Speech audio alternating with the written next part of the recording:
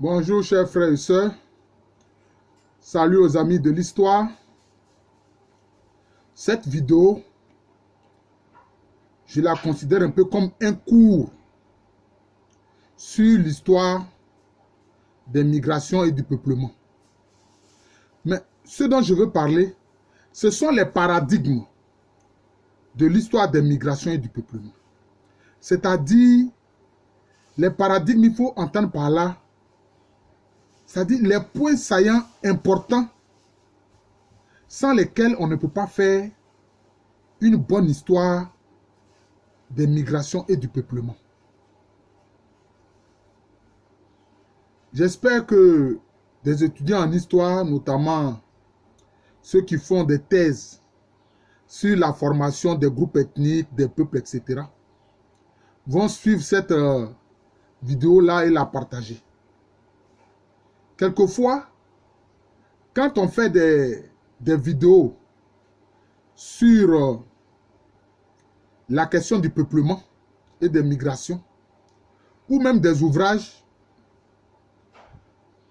ceux qui sont, je dirais, qui ne sont pas des spécialistes de l'histoire des migrations et du peuplement, trouvent qu'il y a beaucoup de contradictions. C'est l'un des paradigmes que je veux éclairer. En réalité, ce sont des contradictions, comment je vais dire ça, apparentes. Ce sont des contradictions apparentes. Je prends un exemple. Un professeur que je vais appeler A dit par exemple que un groupe ethnique donné vient d'un point A. Un autre professeur que j'appelle B dit que ce même groupe ethnique-là vient d'un point B. Et un troisième professeur que je vais appeler C dit que ce groupe ethnique-là, le même groupe ethnique, vient d'un point C. Alors, mais pour l'homme ordinaire, pour le lecteur ordinaire, il dirait, mais il y a contradiction. Sur le même groupe ethnique, le premier a dit qu'il vient d'un point A, le second a dit qu'il vient d'un point B, le troisième a dit qu'il vient d'un point C. Il y a une contradiction apparente. Oui, moi je l'appelle contradiction apparente. Pourquoi? Je vais prendre des exemples précis pour que vous compreniez. Je prends un exemple simple. Par exemple, dans la mobilité ordinaire, supposons que des gens montent dans un avion. Ils montent dans un avion. Ils partent, je ne sais pas moi, d'un point donné, d'un point de départ. Et ils s'en vont, ils vont arriver à un point d'arrivée. Mais entre le point de départ et le point d'arrivée, il y a eu 4 escales. Il y a eu 4 escales. Et chaque fois à ces escales-là, il y a certains passagers qui sont descendus de l'avion et qui se sont fixés dans ces points d'escale. Et il y a même des gens qui étaient dans les escales-là, qui sont montés dans l'avion et qui ont poursuivi le chemin avec ceux qui étaient déjà dans l'avion. Et tous arrivent à un point final. Mais si vous voulez parler de l'origine de départ de cet avion et des gens qui sont arrivés au point final, qu'est-ce que vous allez dire? Si quelqu'un vous dit qu'ils sont partis de ce point du premier point de départ, est-ce que c'est faux? Si un autre vous dit que, lui il relève plutôt le premier escale, il dit que c'est de là qu'ils sont partis, est-ce que c'est faux? Un deuxième vous dit qu'ils sont partis du second escale, un autre du troisième escale, un quatrième du quatrième escale dit que non, ce sont ces différents escales-là qu'ils citent comme point d'origine et point de départ. Est-ce que c'est faux? Mais tous ont raison. Vous comprenez? Tous ont raison. Ce sont des contradictions apparentes. Si nous prenons l'origine la plus lointaine de notre humanité, c'est-à-dire la vallée du Nil et de l'Omo, la Rift Valley, région de Tanzanie, Ouganda, Kenya, sud de l'Égypte, Soudan, etc. Mais vous pensez que ceux qui vont constituer, par exemple, l'ensemble Akan, ils n'ont pas fait des escales avant d'arriver sur ce qui est leur espace actuel? Bien sûr qu'ils ont fait des escales. C'est pour ça que j'ai eu à faire des vidéos pour parler des origines lointaines des ancêtres des Akans. Mais je montre différents points d'origine. Vous voyez, je montre différents points d'origine. Et beaucoup de populations qui sont venues en Afrique de l'Ouest, beaucoup partis de la vallée du Nil de l'Omo, ont séjourné autour du lac Tchad. On séjourné autour du lac Tchad. On séjourné autour du lac Tchad. Et l'un des aspects de ce paradigme qu'il ne faut pas oublier, c'est que les premiers ancêtres humains, là, nos premiers ancêtres humains, là, c'était des chasseurs-cueilleurs. C'était des chasseurs-cueilleurs. Donc, ce sont des gens qui couraient après les bandes d'animaux, de gibier. Donc, ils se déplaçaient beaucoup. Ils se déplaçaient beaucoup. Vous comprenez? Donc, dans l'histoire des migrations, il faut pouvoir situer le point de départ et les différentes escales où certains sont restés. Parce que dans les migrations, quand un groupe se déplace, il y a certains qui, arrivés à un point donné, ils s'y sentent bien et puis s'installent. Et ceux qui ne sont pas satisfaits continuent le chemin. Ceux qui ne sont pas satisfaits continuent le chemin. C'est pour ça que aujourd'hui, je fais des vidéos, bien que je ne sois pas un spécialiste des sciences du langage, j'utilise des données de la linguistique pour éclairer certains aspects du peuplement. Regardez par exemple les Mandés. La plupart des Mandés sont beaucoup plus à l'ouest. Vous comprenez? Sont beaucoup plus à l'ouest. Malinké, Bambara, comment on appelle ça? Soninké, Gouro Okoni, Ouan, etc. Mais est-ce que vous savez que au Nigeria actuel, donc une zone beaucoup plus, où ça? À l'est, il y a un groupe de Mandés qui est dans le Nigeria actuel. Vous comprenez? Qu'on appelle les Boussa. On les appelle Boussa. Vous comprenez? Ils sont au Nigeria actuel, isolés au niveau du Nigeria actuel, mais ils ont une langue qui est identique à celle des autres Mandés qui sont beaucoup plus à l'ouest. Donc cela veut dire que dans le déplacement depuis la vallée du Nil de l'Omo, certains sont restés en chemin, notamment les Boussa qui sont au Nigeria actuel. Et certains se sont installés aussi dans le Burkina Faso actuel avec notamment les Bissa, avec le peuple Bissa, dont la langue est très proche des langues gouro de Côte d'Ivoire. Vous comprenez? C'est comme concernant par exemple les ancêtres de Krou. On sait que le peuple Siamou au Burkina Faso actuel, qui parle leur langue à t'appeler Semé, mais eux-mêmes s'appellent Siamou. Ils sont dans la région d'Odara, qui n'est pas très loin de la zone de Bobo du Lasso. Mais leur langue est une langue Krou, comme les langues Krou qu'on trouve en Côte d'Ivoire, et puis en Côte d'Ivoire actuelle, et puis au Libéria actuel. Donc le meilleur historien, enfin, je ne dirais pas forcément le meilleur historien, mais le meilleur travail le plus accompli dans l'histoire de la migration, c'est de pouvoir situer le point de départ le plus lointain, indiquer les différentes escales où ce peuple-là a eu à stationner, où certains sont restés et d'autres ont continué, jusqu'à leur point d'arrivée final.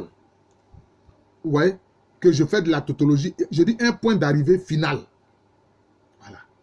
Parce qu'on ne sait jamais. L'histoire continue. Même où ils sont arrivés là, s'il y a une guerre qui se produit, mais ils peuvent partir de là pour aller ailleurs. Vous comprenez? Il y a cet aspect. Il y a cet aspect. Ceux qui ne sont pas des spécialistes vont penser qu'il y a contradiction. Non, la contradiction est apparente. Et puis, quel est le second paradigme qu'il faut prendre en compte? C'est le temps. C'est la chronologie. C'est le second paradigme. Ce temps-là, c'est quoi? Entre le point de départ le plus lointain, les différentes escales, il s'écoule des temps, des périodes. Il s'écoule des temps et des périodes. Jusqu'à l'arrivée dans la zone final où ce peuple est installé. Vous comprenez? Et quand j'ai pris l'exemple de l'avion, qu'est-ce que j'ai dit? J'ai dit au niveau des escales là, d'autres groupes peuvent s'intégrer au groupe premier, ainsi de suite. Aux différentes escales, d'autres groupes humains peuvent s'intégrer. Est-ce que vous comprenez? C'est un cours d'histoire sur les paradigmes des migrations et du peuplement que je suis en train de vous faire. Je ne sais pas si vous pourriez me suivre.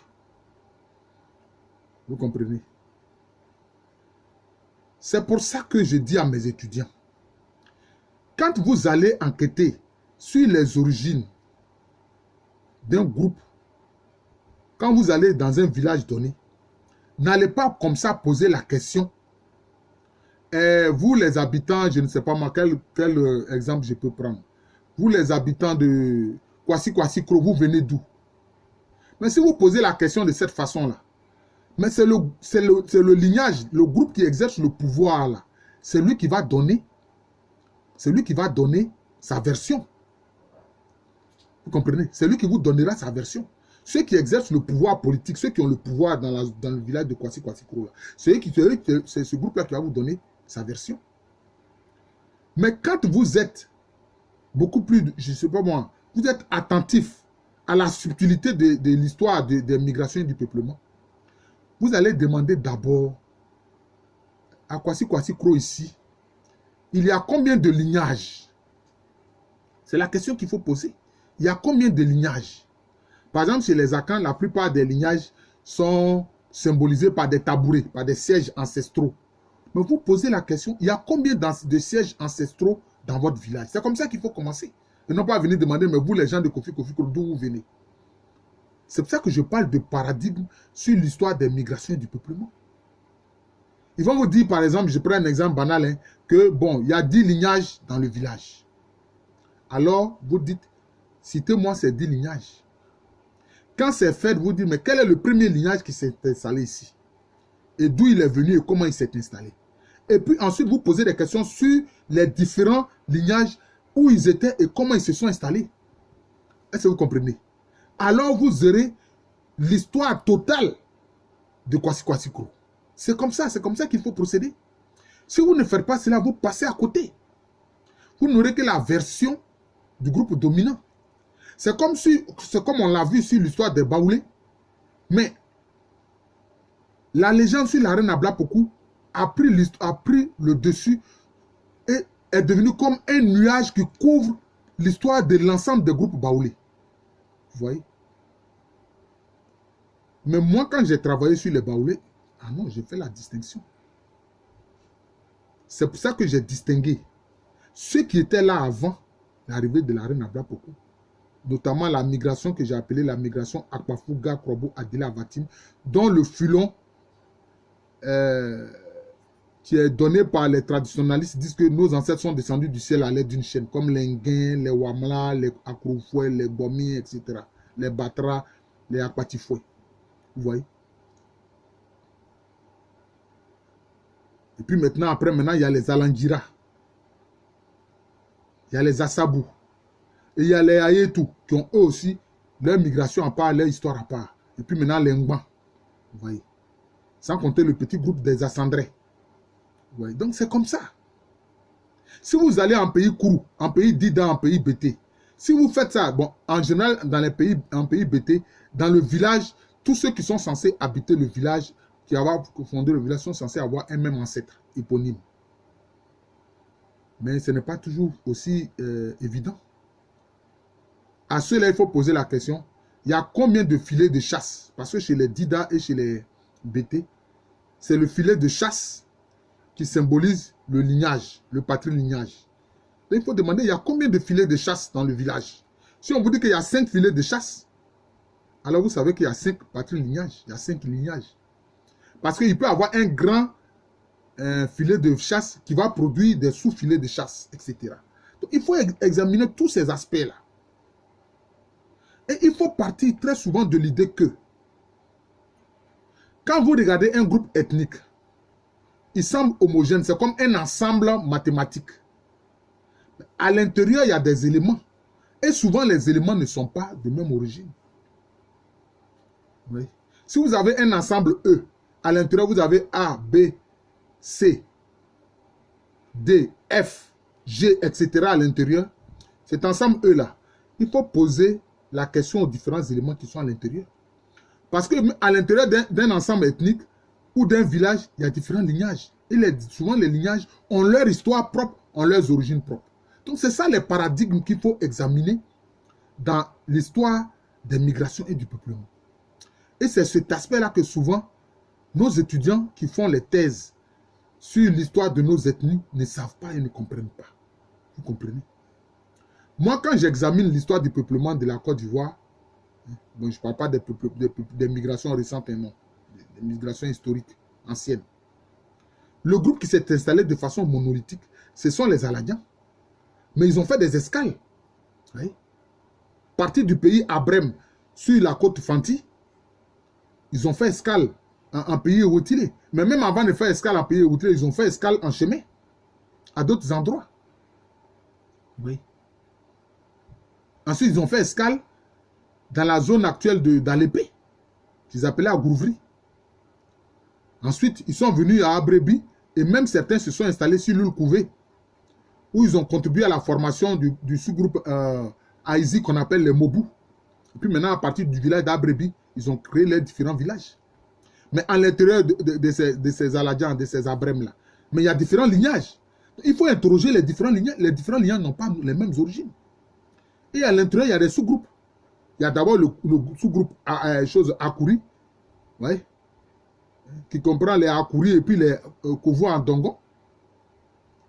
Et puis maintenant, il y a les Avavé avec différents groupes, les Matois, etc. à l'intérieur. Les Kitrava, les Kateket Tana, etc. Kateket Tana, vous voyez? Donc c'est comme ça. Donc l'histoire du peuplement et des migrations doit être pointilleuse. Il faut prendre en compte les paradigmes des escales dans la migration, les paradigmes des différents lignages et les périodes à laquelle ces lignages s'intègrent à l'ensemble. C'est tous ces paradigmes-là qu'il faut voir. C'est très important. Et puis l'un des aspects importants, il y a l'éclairage de l'archéologie. Bon, malheureusement, il n'y a pas assez de données archéologiques. Il y a l'éclairage de l'archéologie qu'il faut prendre en compte. Oui.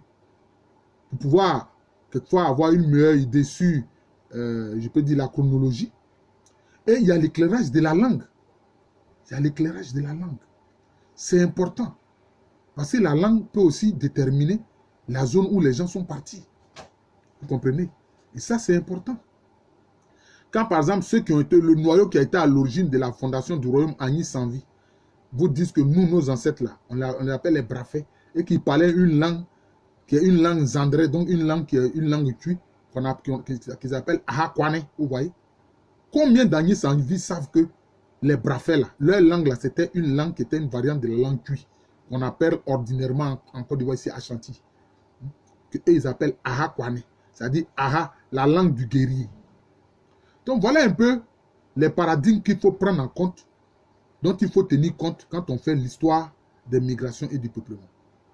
C'est un cours, vous savez, un cours peut durer facilement 2 heures. Je ne voudrais pas être long, parce que si c'est long, la vidéo va pas, l'enregistrement va être très difficile, notamment sur YouTube.